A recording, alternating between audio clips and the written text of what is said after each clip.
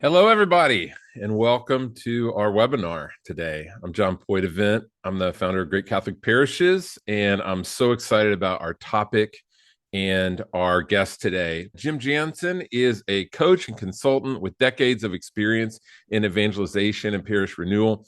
He was one of the first focus missionaries, and we won't say how long ago that was. Uh, Thank you for that.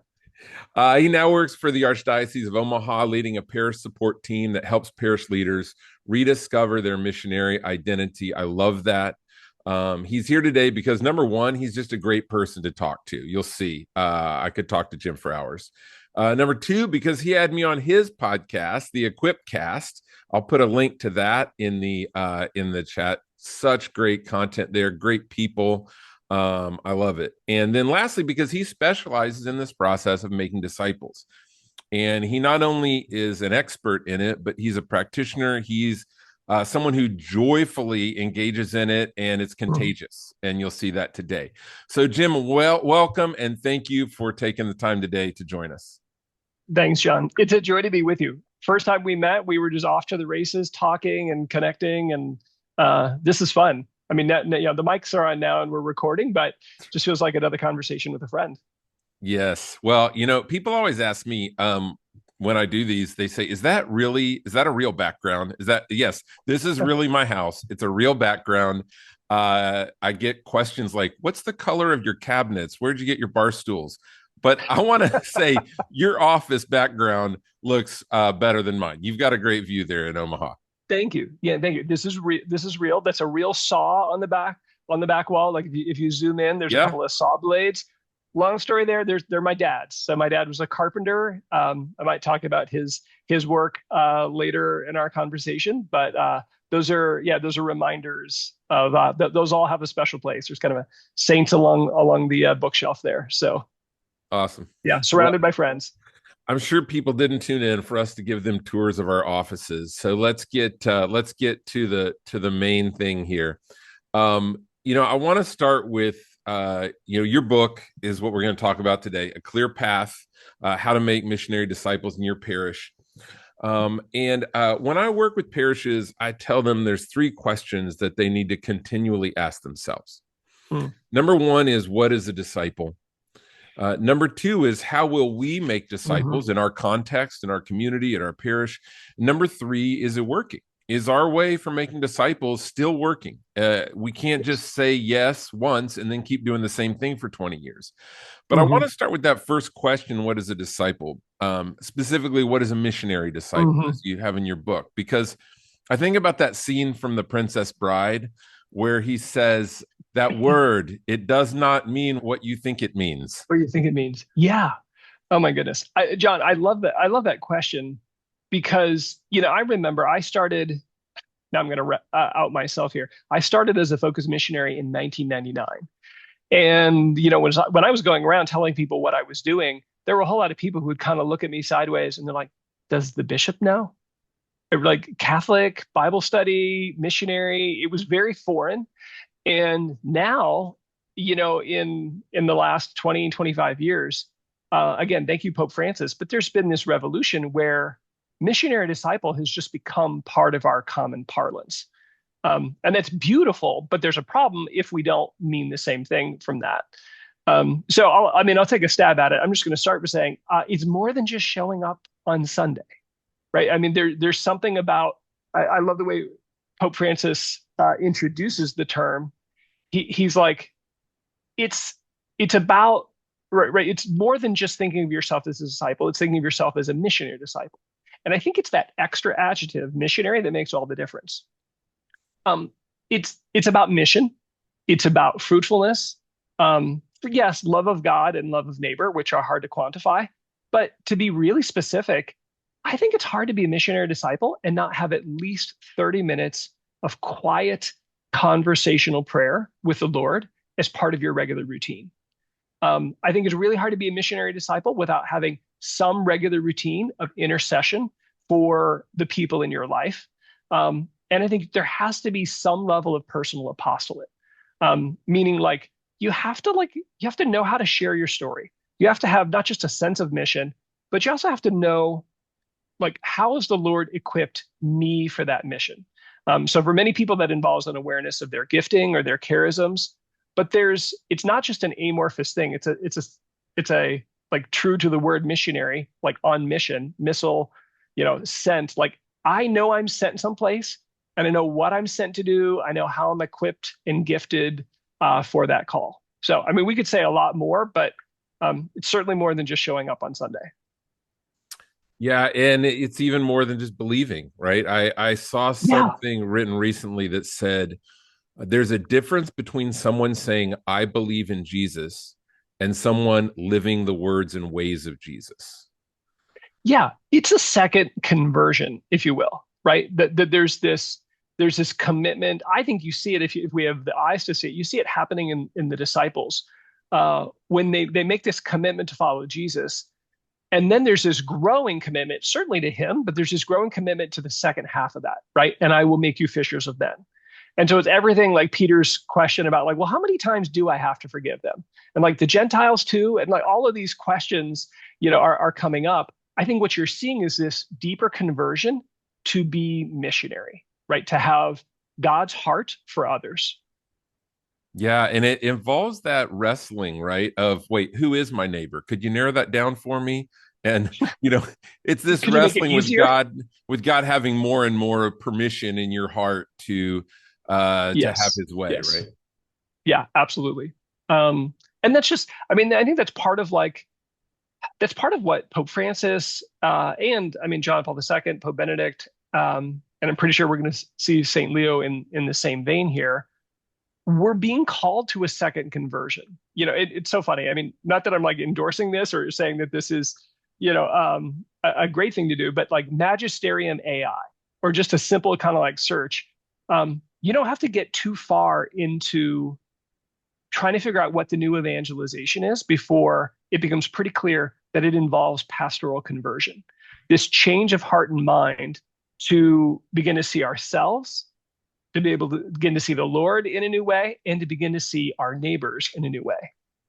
So all of those things, all of that conversion, okay, it's more than just me and Jesus. He has this job for me to do, and it fits me, and I'm not doing it alone. I'm certainly doing it with him, but he's also probably given me companions. All of that is a conversion process that I think is at the heart of the new evangelization and parish renewal. So let's talk about your book. Why did you write A Clear Path, and why did you choose that title?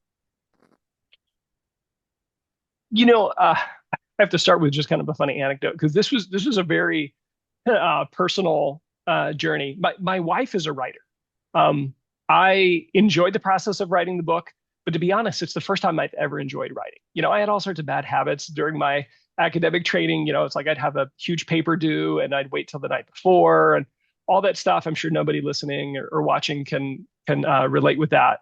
So my wife was a journalist. She's a professional writer. I got brave and I showed her just a little bit, and she's like, "Wow, honey, this is actually good." I'm like, "I know." I'm like so surprised. I was as surprised as she was, because it was basically something that it just welled up in me, and I couldn't not write.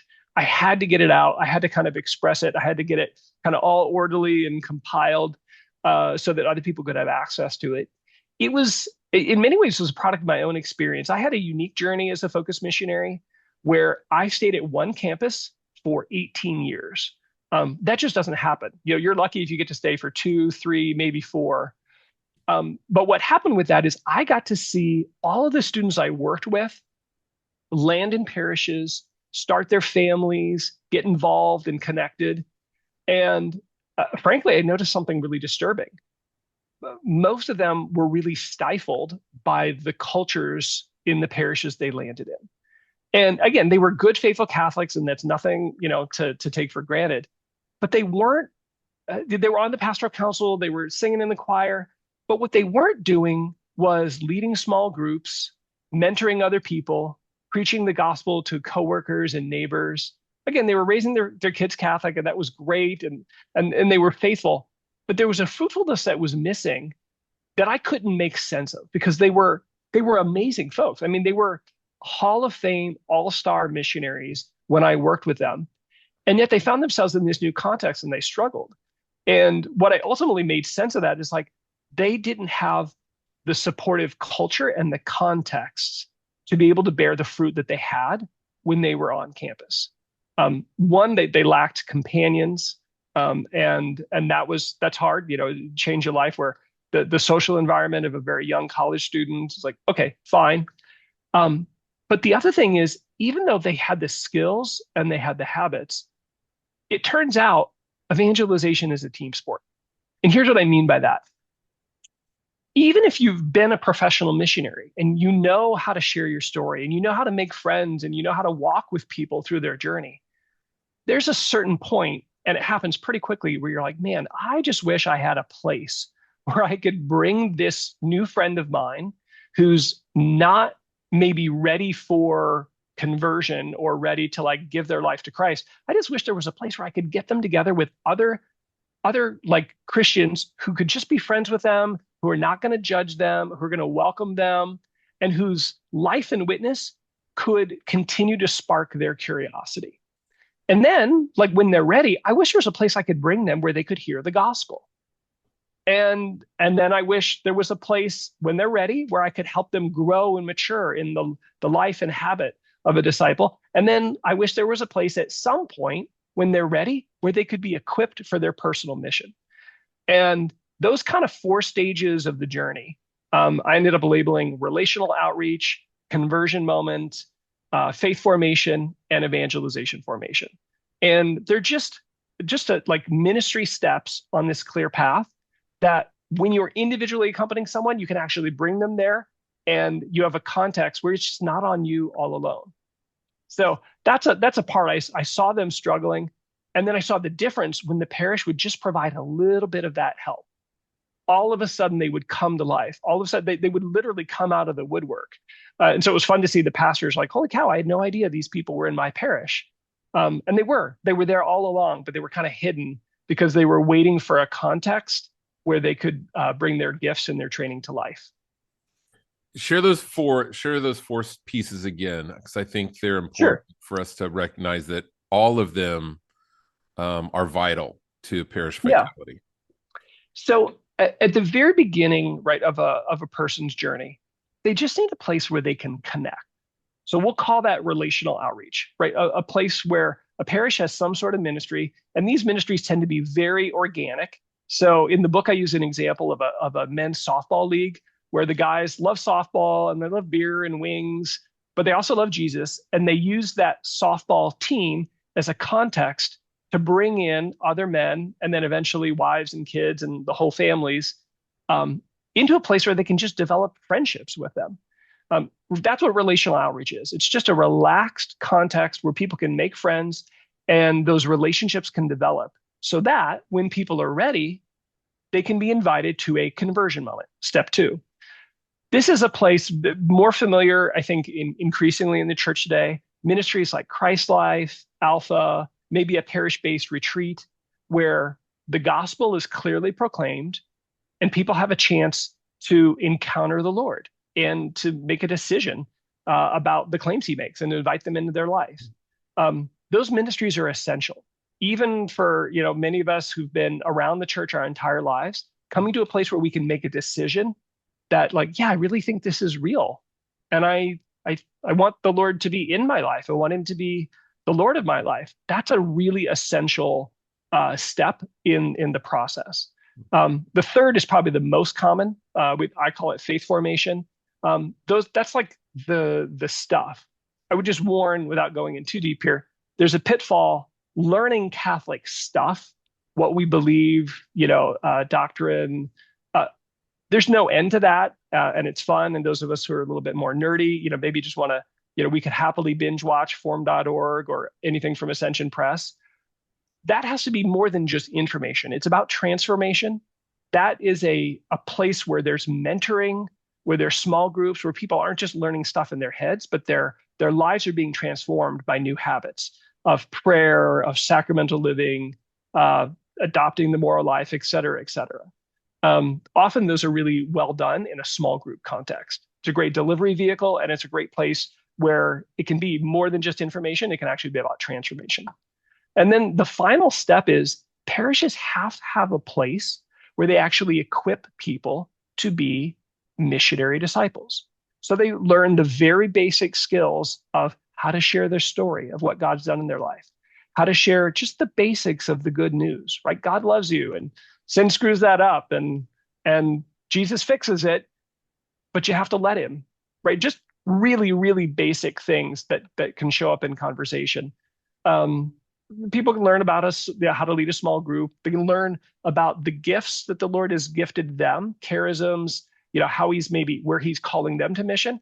And then ideally, they can find some companionship, right? Encouragement and somebody who could be a teammate with them in that endeavor. If parishes have some sort of ministry context at each of those four stages, it makes a huge difference in helping the missionary disciples you have accompany people to grow and mature as disciples. I think that accompaniment piece is what I hear you expressing is a commonality in all of those stages.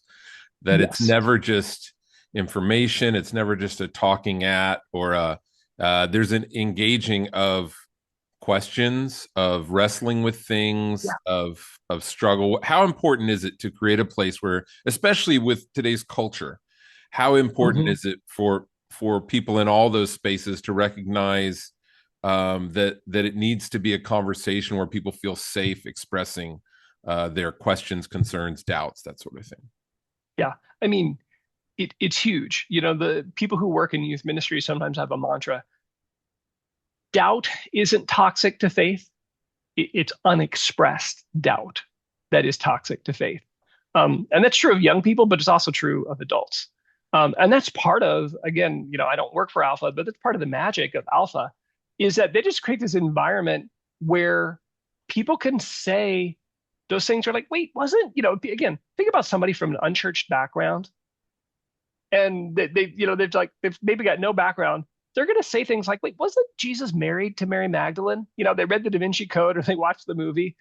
And there's this phrase that like your act of charity in a circumstance like that for a very new young believer is to bite your tongue till it bleeds. Like, you know, you it's just not helpful initially, to like it's never helpful to to scream out, no, you idiot, or that's never helpful. But what Alpha and Christ Life and some of these other ministries do is they just create a context where people can express their questions and their doubts and their confusions. And there's a time and a place for answering those. I mean, our challenge is not good answers. The problem is oftentimes we're too quick to answer Mm-hmm. until the real questions have come out or until people feel safe or curious for the answer. And so those ministries, again, they provide a context and also a formation. So, I'm a big fan of having a place that gives people the basic orientation and the training and equipping to be a missionary disciple. But there's something about the experience of anyone who served as a table leader or a prayer team member on a retreat. And you just start like it's the doing that teaches you what it means to actually walk with someone and and and honestly how different you have become living as a gospel, as a follower of living as a disciple, a follower of Christ. You start to recognize like, wow, God's like totally transformed me because they're saying stuff and they think stuff and that's exactly where I was. I just forgot because I'm not that person anymore. Yeah, it's so powerful it really is what makes it a conversation, right? Is when Yes. you hear what someone says and you even lean into it. So anybody else here had wondered about Jesus's family? Anybody else here wondered about what we Yes. don't know about those early years of his life? Just even allowing a curious That's awesome. conversation makes Mm-hmm. people feel like, oh, I can actually say these things out loud, right? Mm-hmm. Yeah, it's so good. I mean, I'm a big fan. I actually don't know who to credit with this. It's possible it's the Gallup organization. I've heard Divine Renovation say it, but the mantra for evangelization, the kind of experiential um, staging is, belong, believe, behave. That sometimes we we get it backwards. We turn ourselves into sororities. It's like, well, if you look like us and you act like us, then you can belong and be a part of us. And the gospel is exactly opposite. And I think you see this, we're not too far away from the Easter season. I think you see this dramatically portrayed in the life of Thomas the Apostle, who, despite the fact that he, again, I'm thinking like post-resurrection, I will not believe unless I stick my hand in the nails and in his side. Okay, he clearly doesn't believe, but he still belongs. I mean, despite the fact that he's kind of obnoxiously heck no in his unbelief, he still is a part. These are still his friends, and they still welcome him. So he belongs. He's there in the upper room. He misses the first time, but he's there when Jesus comes back. And it's his belonging that leads to his, again, dramatic believing, which leads to his really impressive behaving. Again, I've never like measured this out, but Thomas the Apostle is considered the father of Christians in India. And I think that's more mileage than almost anybody else put in. I mean, Paul's pretty impressive. He's got multiple journeys, and St. James went all the way to Spain. But man, going to India, that's some impressive apostolic endeavor. And you see this again, this progress where he goes from belonging to believing again and to behaving. So yeah, I love that paradigm shift. I've changed it a little bit. I like to replace behave with become, belong, believe, become, because I do think that following Jesus is a much more of a becoming than a behaving. Yeah, no, that's a way better word. Behaving, can sound whatever. There's some connotations that we probably don't want in that. And there's times we do behave out of obedience, out of like we know it's the right Right. thing to do. But I think everyone thinks we're trying to change their behavior rather than we're Right. trying to help you become who God created you to be. Right. Well, and we would say that like what baptism, what the Holy Spirit does is he doesn't just change the way we behave. He changes who we are. We are a new creation. We're a new creature. So yeah, I love that's way better. Okay, now I have someone to cite. Yes, please cite. Hey, I want to ask you, when you think about these four stages that you're describing, Yeah. or four parts of the journey Hmm. that we need to accompany people in. When you think about parishes that are doing this and parishes that are not doing faith formation in this way, what do you see as the key differences? Mm. I mean, we, if parishes aren't, if they don't have a commitment and some sort of ministry to accompany people, people just don't move. So maybe they find a spot. Again, most parishes have some sort of faith formation going. At the very least, they've got a formed.org subscription, and you can find the code in the bulletin.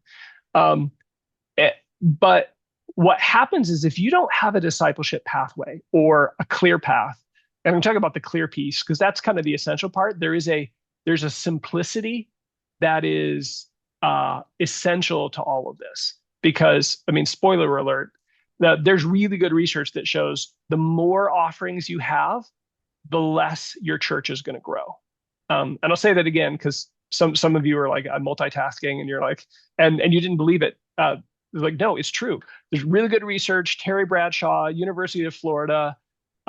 There is a strong inverse correlation to the amount of stuff you have and how much you grow. Meaning, the more simple and clear your pathway is, the more likely you are to grow.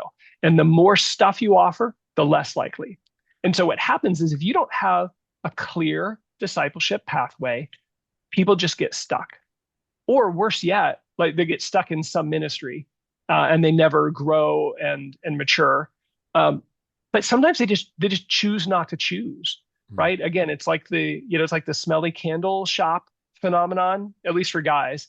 You kind of like you walk up and there's like a couple of candles, and after like the third or fourth smell, my mind is like swimming, and I just choose not to choose. It's like, okay, I don't think I'm going to get her a candle. I think I'll get her flowers and chocolate again. It's just like because it's overwhelming, Mm-hmm.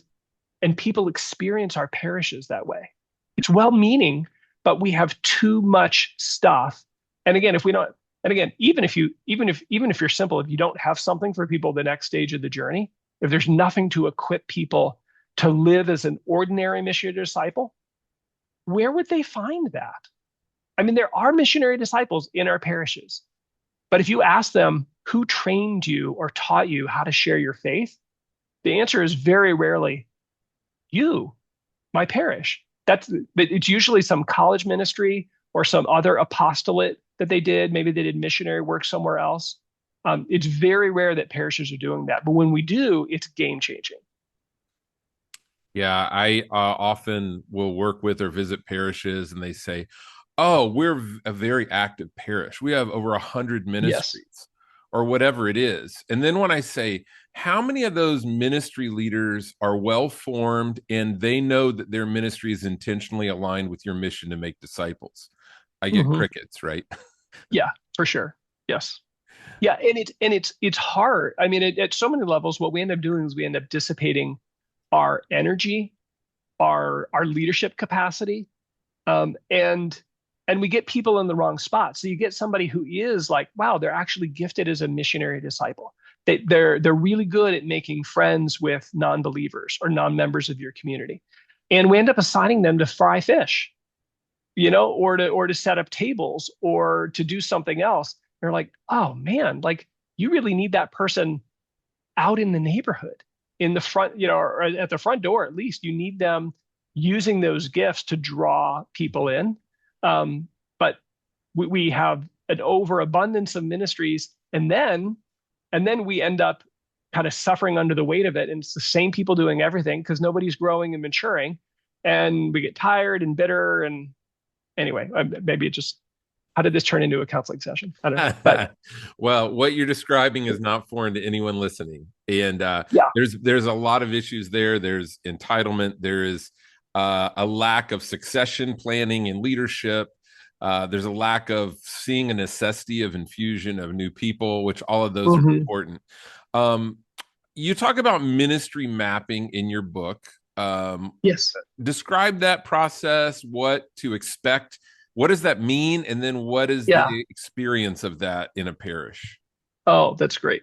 So it's probably worth sharing. We talked about like the ministry contexts, for people: relational outreach, conversion moment, faith formation, evangelization formation. That's kind of overlaid. I rely a lot, and I cite the work of Sherry Waddell, and some others where they talk about the thresholds of conversion and discipleship, the process that people move through. What we do in the ministry mapping is we put the thresholds up there, right? So again, people often go from this stage where they're suspicious and hostile. They come to a place of trust, openness, seeking. I'm sure many of the listeners, if you're familiar with Sherry Waddell's work from Forming Intentional Disciples, this is familiar. Then they'll come to a place of decision, and then they're a new disciple, and then they're a missionary disciple, and then God willing, they get to a place where they're really fruitful, where like there are people who would say, yeah, my life has been changed by Bill. It was his witness and his investment in me that made all the difference. So this kind of like these thresholds of conversion and discipleship, we put a big map, kind of like 10 by 10 up on the wall. And then we take every single parish ministry, from OCIA to the youth ministry to the knitting club, all the stuff, and we put it on the wall. And we put leadership and maintenance in a different category. Cutting the grass is important, but that's not usually a disciple making activity. And we put the liturgical stuff, on the side, and we put corporal works of mercy on the side, essential. It's a mark of our faithfulness. But we say, like, no, what's actually helping people grow and mature spiritually as a disciple? And then we put those cards where they belong, or like what thresholds that they tend to serve. And inevitably, you find this huge cluster of faith formation spaces, right? Things to help young disciples learn and grow about the stuff of being Catholic. And not even necessarily young. I mean, sometimes it's like, wow, it's a deep dive into the book of James. Praise God. But what you notice is there's a huge gap in helping people who are really seeking and trying to make a decision about Jesus. We have nothing to help them make that decision. We have nothing to foster their encounter with the Lord. And we have nothing on the far end when people are at the very beginning of their journey There's no place for them to connect relationally. And usually there's very little to nothing that forms and equips them as missionaries. So we'll go through this exercise, and sometimes it's a little heated, because people will recognize the potential. They'll be like, wait, but everybody's welcome. Atheists are welcome at the pancake feed. You're like, okay, well, fine. Yes, they're welcome. But let's just be honest. How many atheists are coming to the pancake feed and then getting an RCIA? Okay, so we see potential, but it's not doing that yet. That's not what it's for. Okay, got it. So you sort through it all. People take a deep breath. They look at the wall and they're like, oh, no wonder. We don't have anybody reaching out to people. We have nothing there, and we have nothing forming people to reach out. So why would we? And it always feels like it's the same people doing things because all we're doing is feeding people and creating a quasi consumer culture. Oh, and it's just like instantly there's like these epiphanies where people are like, man, we're just not helping people. And or we don't have a context to help people grow and mature. No wonder they're getting stuck. It's a powerful moment. And to be honest, the patterns are so familiar. I could walk in and say, hey, you don't have something here, you don't have something here, you don't have something here. But it is the experience of doing it together that does something in people's hearts and minds, which is really a joy to watch and to participate in. So let's say we do this and we're kind of mapping out our ministries. We're identifying what needs they meet or where they connect with people and whether we're maximizing the potential of what they have, like the fish fry or whatever. And we recognize there's some that either don't fit into any of that or they're, we say, well, here's where we'd like to see you be more intentional in that. And you either get, what happens? What are some of the things that happen when you start to mess with people's ministries? And then how do you navigate that journey of helping them see what more it could be? Yeah. Well, this is where really good change management comes in. So, and what I mean by that is nobody wants to do something different unless they're aware and have a desire for the change. So, and part of that is like there's just usually it doesn't have to take forever, but there's an involved process where you begin to make people aware of the gaps. It's like, hey, have you noticed that there's not any young people around? Have you noticed that it feels like it's the same people doing everything? And I don't know about you, but I'm starting to feel kind of tired. And you just begin a very intentional process of educating people about the challenges that the community is experiencing. And oftentimes that shows up in data about mass attendance and financial giving as well. And then you say, well, what if we started to actually invite people in? What if we started to evangelize? And so there's tools that I recommend in the book that my team and I use all the time. We have gamified an introduction to the thresholds. So it's on the website, clearpathbook.com, English and Spanish, but it's just a game. It takes about 30 minutes where you just go through some characters and you kind of go through this character. Bill grew up Catholic, but he hasn't been to church in many years. He has some fond memories, but he has no connection to the local Catholic parish. And you just begin to like say, where's Bill on the journey? And you realize he's at a place of trust, but he's certainly not living as a disciple right now. And you play that game with people, and people begin to recognize, first off, their own story. They start to recognize loved ones, friends, and family. They start to very quickly recognize,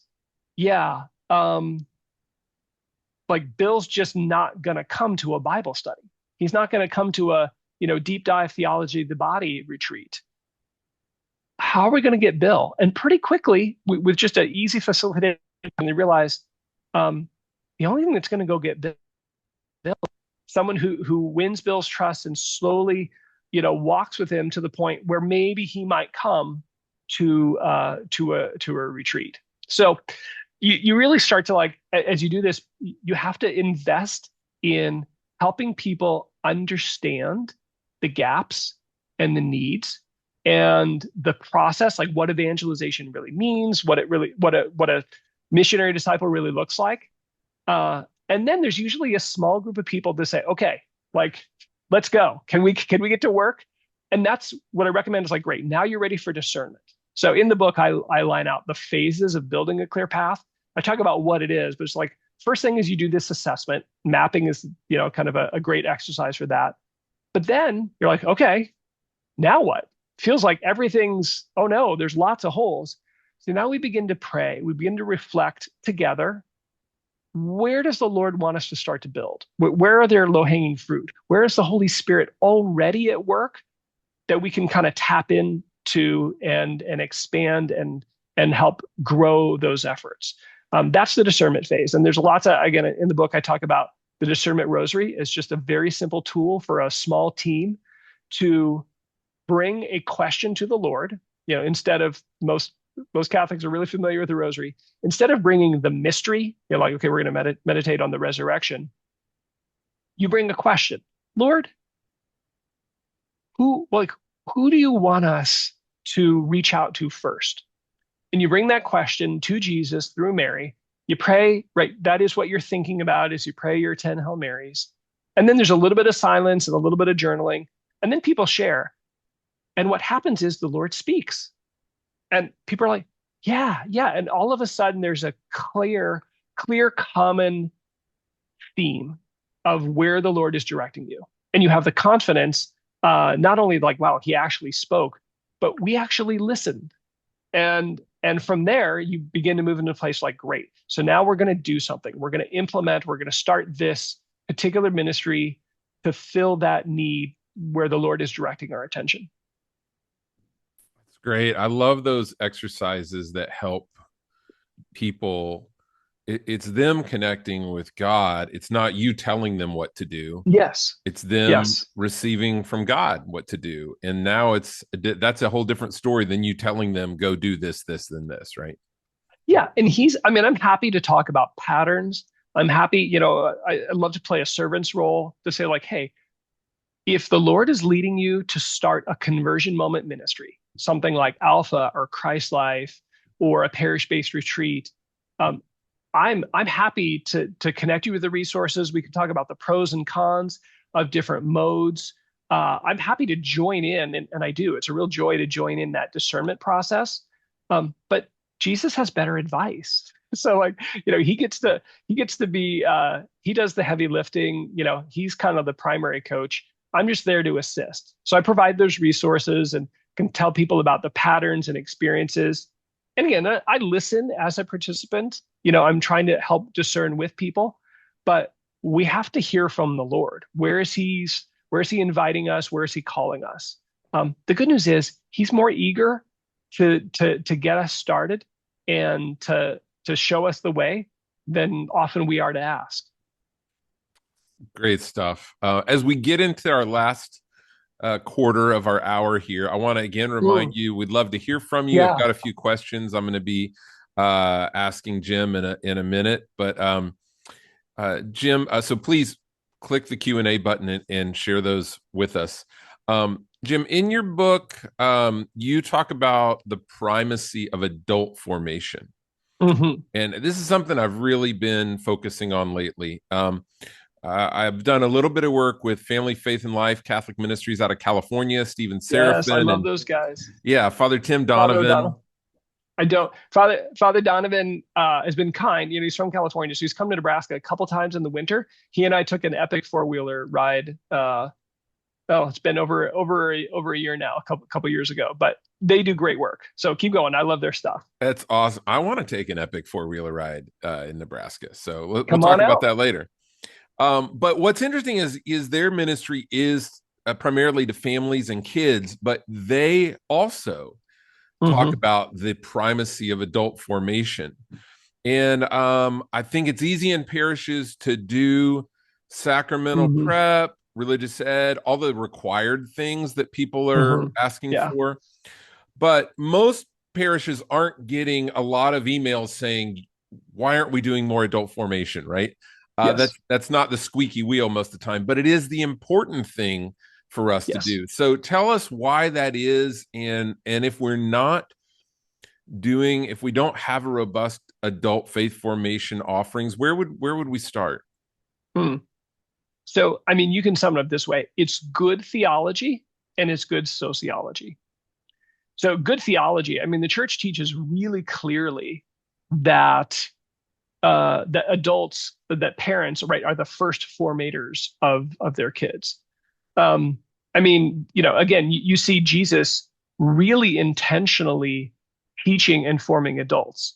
And he gets mad if people try and keep children from them, but he doesn't spend a lot of time teaching kids. He blesses them, he gathers them, and then he teaches their parents because that's the natural kind of divinely established order that this flows. I mean, it's common sense, but parents are the ones that vote and give and volunteer and do all the things. But there's really good research too, sociology out of Notre Dame, Christian Smith's work, and others. Barna and I think Kara has done some work in this space. The data is overwhelming that the number one factor that influences whether a child will practice their faith in adulthood is the faith practice of their parents. I mean, nothing even comes close. Mission trips, youth ministry, religious education, Catholic schools. The predictor is faith practice of their parents. And I might maybe qualify that only by saying like it's a living kind of conversational faith practice. If parents witness, that's huge. If they have faith conversations with their children, it's just off the charts. But parents aren't equipped for that. And that's not the religious ed's job. It's not the school's job. That's the parish's job. I mean, you put it this way, the best thing we can do for our kids is to evangelize and form their parents. And again, it's not hard, but if we're honest, we're just not structured for that. Our facilities, our personnel, our routines, our culture, habits, all those things for most parishes are focused on kids. Again, I'm thinking religious education and a parish-based parochial school. We're having to rediscover what the church teaches about the primacy of adult evangelization and catechesis. But it works when you do it. I mean, it changes like that. So when I talk to people in that space, family faith formation, and the data supports this, and I asked them, how many of your parents would you consider disaffiliated, even though they're putting their kids through the sacraments? That's a They great say question. about 30%. And sometimes I get more. I never hear less than 30%. And then out of that other 70%, what percent are engaged spiritually, even though they're not disaffiliated per se? Mm-hmm. And that's pretty small. So when we talk about Mm-hmm. adult formation, we talk about people who are unsure of their own faith, what they believe, and don't feel safe to talk about that anywhere. And then we say, you're your child's primary catechist. Yeah. Imagine how that feels for them, right? So what are some thoughts you have Yes. for Oh, that's engaging so and good. really meeting those parents where they're at, those Well, adults? and I would also just add, it doesn't feel good for the parents to hear that when they don't feel equipped or they're like, I'm not even sure if I am a disciple. Mhm. Um, it feels equally as bad for those of us who work for the church, a pastor, a DRE, a catechist to read that. And they're like, well, that ain't going to work. You're like, and, and I feel like there's a couple of things. What often happened, I think early attempts that were well-meaning, what we did is we made photocopies that were supposed to be, that we were going to use in a classroom with a catechist. They're like, well, here, mom, the church says this is your job. Good luck. And like between making dinner and soccer practice and all this stuff, it just didn't happen at all, because of busyness of life, but also because um, mom's own faith was a little shaky. Even if it was there, it maybe wasn't there in a way that she could express it. And so I think things like building a clear path, we're like, we have a conversion moment that's accessible to parents with young kids. That's the key thing. It's the same thing. You build a clear path. So you have a place where people can connect. You have a place where people can experience conversion, where they can grow and mature, where they can be equipped for mission. But you have to make sure that that's accessible. So what I mean by that is like you have to think about childcare. And it may not mean that you set up a daycare in the adjoining room. It might mean that you just have a pool of young people that need service hours and empty nesters whose grandkids are far away who would love, to come alongside a family. That you have a pool of people that are willing to provide free childcare for specific parish events, right? That are part of your clear path. It means delivery vehicles like small groups. Small groups are ideal because they can meet at any time in any place in any location. As awesome as it is to have a very gifted teacher offering formation Wednesday nights in the parish basement, that means it's limited to Wednesday night in the parish basement. Small groups can meet anytime and any place, and the content can vary so that it really hits the people in that group when they need it. So you just have to get creative in saying, we're going to foster conversion for the adults, the parents. We're going to make sure it's accessible to them as parents by thinking about the childcare, time, location. And then what happens is the other, like, religious education, youth ministry, those ministries have they have kind of like basically they mirror that path. So if you're using Alpha to foster conversion for their parents, you might use Youth Alpha for your youth ministry. And that way there's a rhyme in the experience. And rather than kind of separating parents and kids, their faith journeys begin to intersect more and more. And so you're just intentional about making sure that the rhythms and the routines and the flavor, I mean, the gospel is the gospel, but the flavor of the content that you offer, that it rhymes so that parents, what they're getting can be overflowing into the lives of their kids. I think that that childcare piece is really important. And I know people are going to say, well, there's safe Huge. environment and all of that. And that's all true.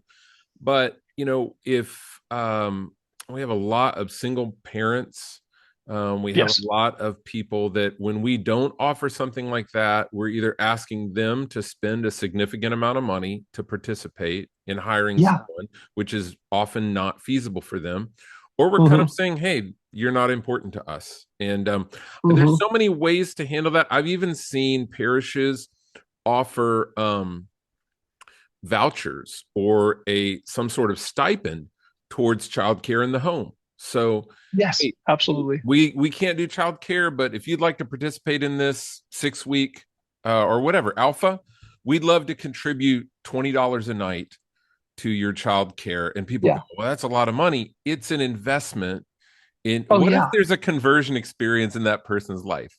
Well, So and we spent a yes. $100 or whatever, right? Uh, Yeah. yeah. I mean, there's so many creative ways you can do this. I mean, so again, it does really matter to make a financial investment or to make an organizational investment to pool, people who are willing to offer childcare. But honestly, the biggest thing is people just need to be seen. And when you like show young parents that you thought about childcare, they're like, oh wow, they get me, they see me. Or the single mom, one of the things we talked about this threshold game, and we've got various versions of it, but we have one that's designed for religious ed in Catholic schools. And it's focused on kind of millennial parents, because that's where we find millennials right now coming to church. They send their kids to RE and to our schools. And so you go through these, and one of the stories is of one of the characters is a single mom who would love. She's like, the only way I make it through life day in day out is because of my faith. I would love to come to a faith enrichment event at the parish, but I can't. I don't have any childcare. I don't have any help. And we play the game so that people can begin to see and recognize again, or like, oh wow, there's a need out here, and there's a variety of ways we can meet it, but we can meet it. And even an awkward attempt to meet it is usually received as an act of love and opens people up to want to come. It does. It is makes people feel seen and cared about, and that is Hmm. an act of love that connects with people. So often we set out all these things for them to do, but we don't meet them where they're at and help it Yes. make Yeah. it possible. Like you said, it needs to be clear, it needs to be easy and likely.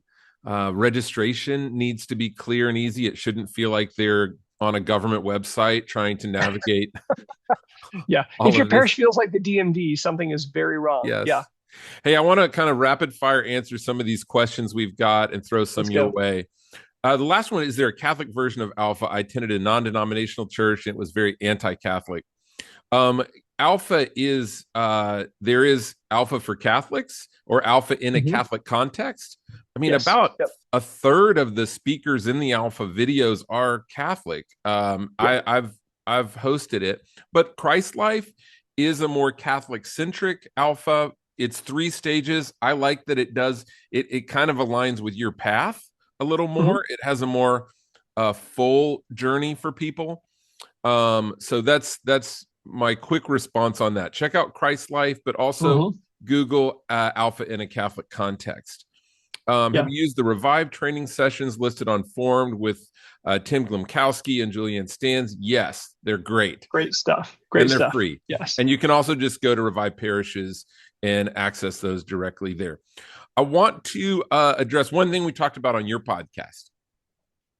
And Bridget says, how do I create opportunities in my parish for evangelization when everyone seems so busy with sports and other Mm, extracurricular activities? Do you remember talking about this? I love this. Yeah. Yep. I love the way you handle this question. Um, so tell me if I get it right, because I'm trying to channel John's wisdom on I don't this. know that you want to do that, but Okay, but like I think that we have to ask ourselves the question, what is it about these select sports teams and these activities that are attractive? And I can tell you, like, that question, the Lord was really kind to me. Despite my own athletic limitations, my kids are actually pretty good. One of my kids played select soccer, and I have to confess I was kind of judgy about people's priorities and why would a family do that. And I'm sitting there on the sideline, and I'm having the best time. I'm watching my kid, and I'm having amazing conversations with other parents, and I felt like I got invited into this family. And it's a family of people who are like, they love my kid. They're cheering for my kid. They're paying more attention to my kids, like athletic success than I am. And it was beautiful. I was like, wow, I get it. And sad to say that was a strong contrast to some of my experiences in parish life, where despite being a, 13 out of 10 on the extroversion scale, I couldn't seem to make a friend. I couldn't seem to connect with anybody. I felt invisible there. And I felt very seen in this athletic experience. So I think we have to turn it on its head and say, wait, what is it about being seen and cared for and feeling a part of something that makes this attractive? And I would say, don't fight that. Create a Trojan horse. Find some parents who are already disciples and equip them to be missionaries on the sidelines to the other parents. That I think is really fun. We've seen a couple of places do that where people are like, yeah, the select soccer team is our mission field. And our son's in on the gig, and the little kids are in on the gig, and mom and dad are having conversations on the sideline. I think there's a potential there that we don't see because we're understandably hurt and frustrated by our inability to engage people. And I think with a little bit more reflection, we can start to find an opportunity there that we've been missing. yeah, I think it starts with empathy. It starts with asking Yes. yourself. I even asked a group this dangerous question: what are those organizations doing better than you? And that Yeah. really offended some people. But Hmm. when I asked you, what happens when you're in the stands of your kid's soccer game for 3 hours or however long? It's not 3 hours, but let's say if Yeah. it's a swimming meet, you're there all day. But Oh, for sure. Yeah. what do parents talk about up there? Oh man, they talk about life, um, and admittedly, it's sometimes superficial, but with just a little bit of care and concern. Um, People's deeper desires, fears, concerns, those things come out, and if you're attentive to that, um, you can get into a substantial conversation. And it's like it's not that hard to when you're sitting on the sidelines for 3 hours to develop a real friendship that can lead. Again, if your parish has a clear path and you have someplace to bring them, that friendship can turn into a place of conversion. That honestly, we're not going to find them any other way unless we go to them. on the sidelines. And those parents are accompanying each other in how are Yes. you filling out your kids' college essay? You know, Oh they're, yeah. they're having important conversations. And so Oh yeah. I think first, let's approach it with empathy. Let's consider what's happening there. And are we Yes. offering opportunities for that age group to build meaningful relationships on their terms, not on ours? Like, so Yes. the second question is, even when we host events and invite people, they don't show up. So my question would be, are you creating events that you think are meaningful to them, or are you really sourcing what their needs are and maybe thinking about creative ways that you Yeah. could meet them in those places? So one thing that sports teams aren't offering them is a free workshop on how to navigate social media and smartphones with your Hmm. preteen, Yep. or how should I be concerned about AI as a parent, or even creating maybe Hmm. you have a educator that could help parents navigate college applications or those Absolutely. essays. What other creative ways have you seen people to connect with that age group and that demographic? I mean, honestly, a lot of it just goes back to the empathy and the listening. So my team and I, again, this is part of what we live and breathe here at the Archdiocese. We're doing a whole workshop on engaging school parents because it is a source of frustration and confusion. And honestly, the first step is to listen to them. We did a big survey, and so we've got uh, data coming out in kind of fun Family Feud style. But what we think they want and what they actually want often is just subtly different. So sometimes it's dramatically different. I mean, just a quick for instance, we asked just like, what would you do if you had just a little bit more time? And they're like, I'd sleep. I'd have a friend. I'd like parents are tired and overwhelmed and lonely. And we don't understand and we miss that sometimes our best our best efforts to try and engage them end up sounding like another obligation or another thing.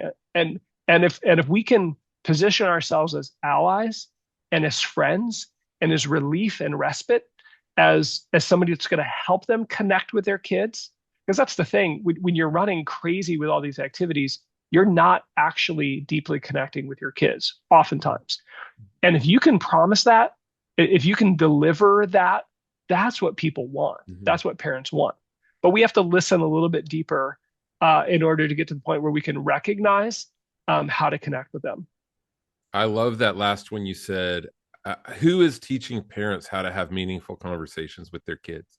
They probably didn't Yeah. learn it from their parents. And No.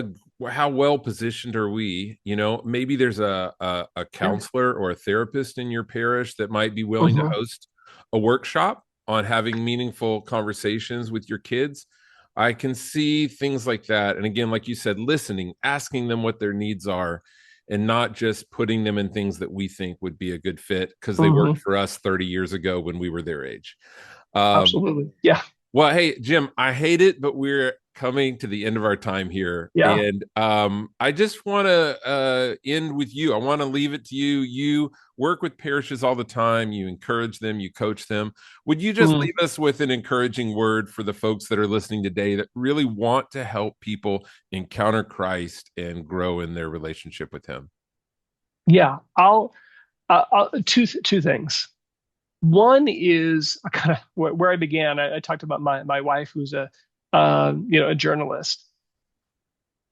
This book is kind of an act of journalism, and what I mean by that is I just took dozens of stories of parishes and movements within the church that are finding life, and I translated what they were doing into a more kind of universal, accessible um, way that everybody could kind of access it and translate it to their own circumstances.